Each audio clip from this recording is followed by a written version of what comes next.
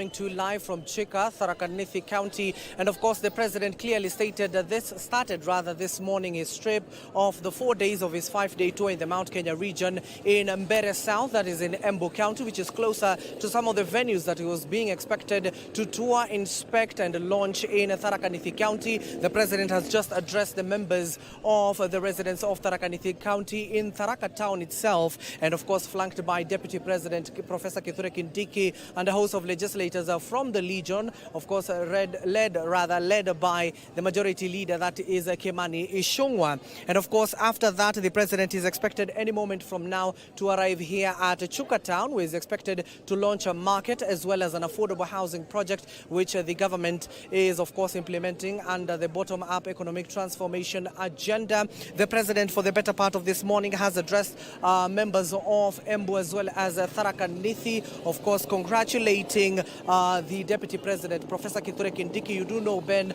this is the first time the Deputy and the President have arrived together in Tharaka Nithi County together. We do know that the Deputy President was in Tharaka Nithi just a few months back, but today it is the first time the two are arriving in Tharaka Nithi County since Deputy President, that is Professor Kithure Kindiki, assumed the role of a second-in-command in the country, with the President clearly stating that once again that the government is too big. That is why he had to incorporate all the leaders, not just from this particular region, but from various parts of the country. Also, the president has had the opportunity to show the newly appointed nominee, that is the Public Service Cabinet Secretary, who is taking over from Justin Muturi, that is Geoffrey Roko, who also doubled up as the Mbeere North Member of Parliament. Given that he was a fully fledged MP, that means when IBC is in place by October, residents of Embu will be going back to the polls to elect a new Member of Parliament in Mbeere North, if and when Geoffrey Roko is appointed by Parliament, that is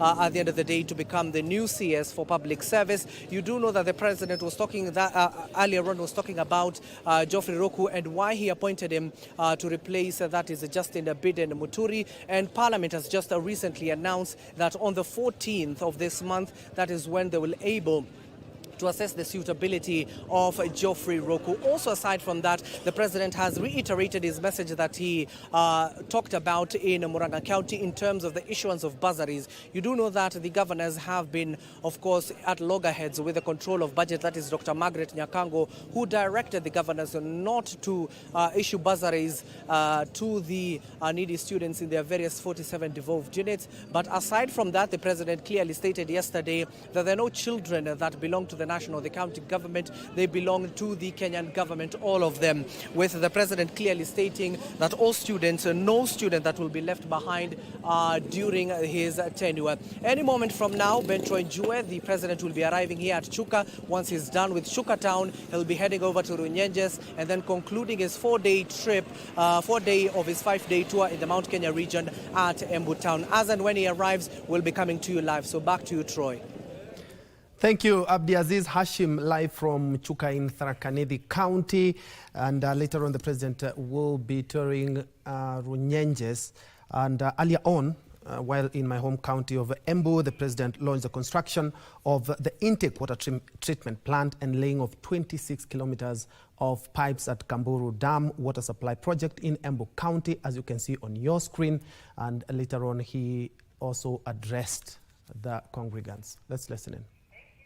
Manyari, which is at 500 cubic meters, and then the water will distribute. Na kazi yangu kama kiongozi wa taifa ni kuunganisha jamii zote, kutoka pande zote, kutoka kaunti zote. Watu wa Kenya wakae pamoja ndio tuweze kushughulika na mambo ya maendeleo, tuondoe chuki, tuondoe ukabila, tuondoe migawanyiko, kwa sababu umoja ni nguvu. Ama namna gani jameni? Sinasemekana umoja ni nguvu. Munasema tuungane ama tutengane? Niunganishe wa Kenya wote, kutoka jamii zote, kutoka pande zote. Tushughulike na mambo ya maendeleo, tusomeshe watoto wetu, tushughulike na kilimo, tuunganishe stima, tujenge barabara, tuweke maji, Kenya isonge mbele. Hebu nione wala sema kazi yetu. Jameni, tumekubaliana, si ndio? Siku ya siasa itakuja. Saa hizi ni saa ya kazi. Ama namna gani? Si saa hii kila mtu ashughulike na ile kazi amepatiwa. MCA ako na kazi yake, ashughulike. Mjumbe ako na kazi yake, ashughulike. Gavana ako na yake, ashughulike. Mimi niko na yangu, nishughulike. That is the president earlier on at Kamburu during the commissioning of a water intake plant there.